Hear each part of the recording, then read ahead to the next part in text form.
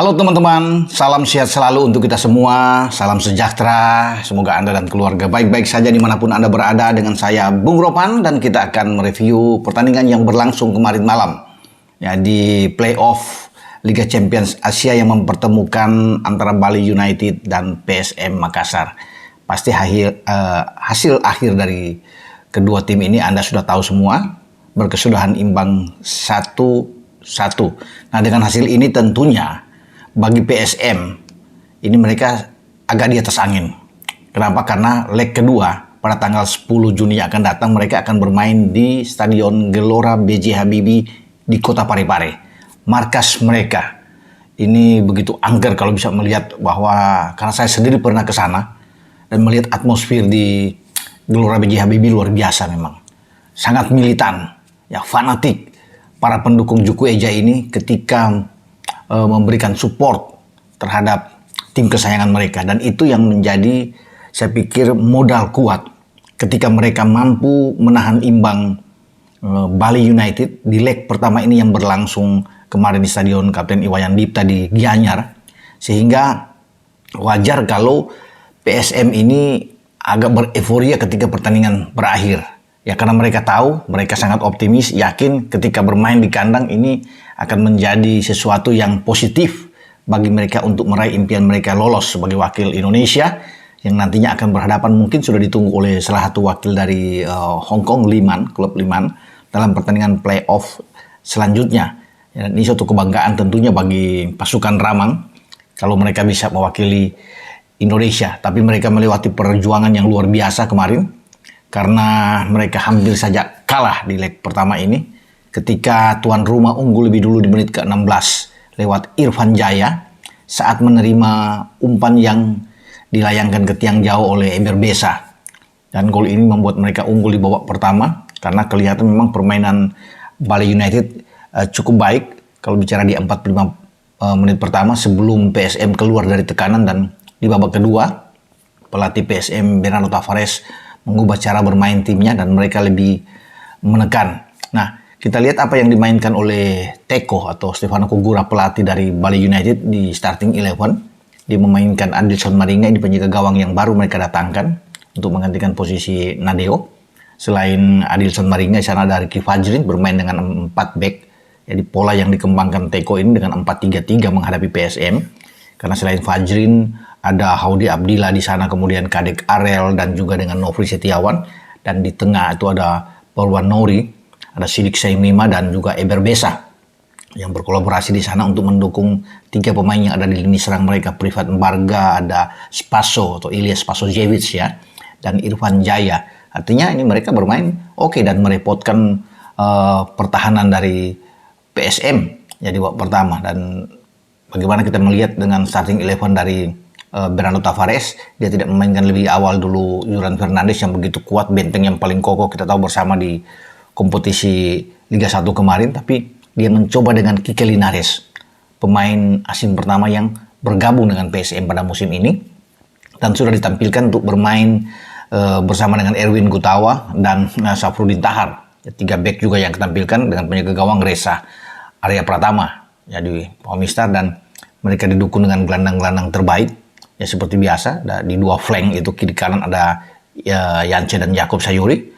Kemudian ada M. Arfan, ada Kenzo Nambu dan Akbar Tanjung yang dimainkan lebih awal oleh Tavares. Di depan dengan William Pluin sebagai kapten dan Everton Nascimento. Nah, di babak kedua ini ada pergantian pemain. Yuran bisa masuk, kemudian ada pemain juga asing PSM yang ikut bersama dengan timnya dan akan bermain di musim ini. Selain Kike Linares, yaitu Adilson Silva, dan dia main di babak kedua. Gol yang ditunggu-tunggu oleh PSM itu lahir di babak kedua. Ya, tepat di menit ke-71.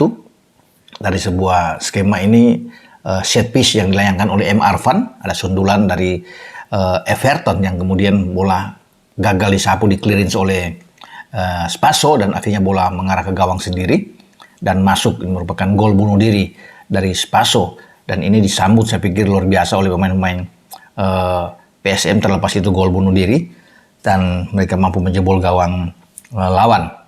Dan akhirnya mereka mampu mempertahankan ini sampai di akhir pertandingan. Tekanan-tekanan di 15 menit terakhir tuh luar biasa dilakukan oleh PSM, tapi mereka tidak mampu untuk memenangkan pertandingan.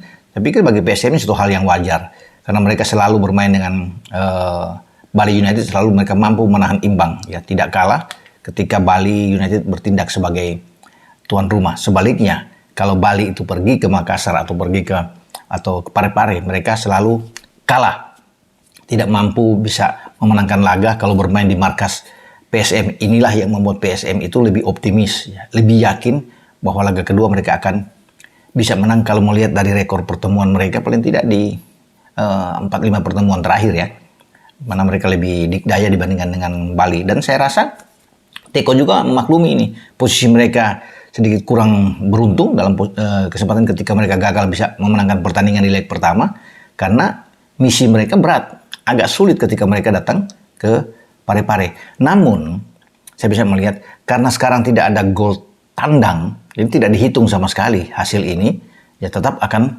masuk lapangan dengan 50-50 juga. Karena bagi Bali United, mereka cukup menang 1-0 di leg kedua, mereka lolos. Atau menang dengan 2-1, mereka akan lolos.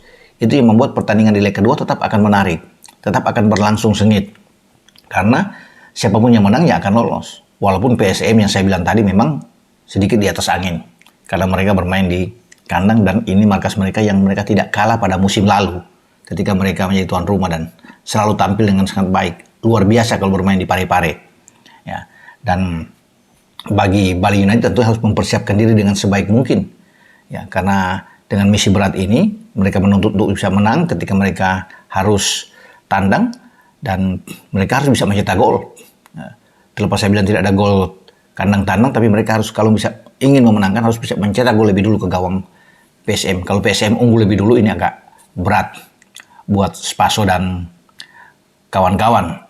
Nah, kita akan tunggu laga kedua nanti yang akan berlangsung pada tanggal 10 itu, ya, tanggal 10 Juni yang akan datang.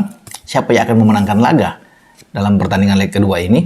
Tetapi saya melihat bahwa posisi PSM memang lebih berpeluang, ya, lebih berpeluang untuk bisa memenangkan laga di kandang mereka. Dan ini yang mereka inginkan. Mereka tidak boleh kalah ketika mereka melakoni laga di leg pertama di Gianyar, dan sehingga mereka bisa kembali dengan yakin, ya, dengan lebih nyaman bahwa mereka akan mampu mengatasi Bali United ketika mereka bermain di Gelora B.J. Habibie. Kita tinggal akan melihat, ya, komposisi atau skema apa yang akan ditampilkan oleh Tavares, ya, apakah ada perubahan, apakah akan langsung memainkan dengan Yuran dan juga dengan Kike Linares lebih awal bersama dengan Erwin Gutawa, itu kan kita akan tunggu, ya, dengan formasi 3-5-2 yang diusung oleh Tavares. Dan kita juga akan melihat bagaimana Teko merancang sebuah strategi racikan dia untuk menghadapi laga kedua yang terasa berat.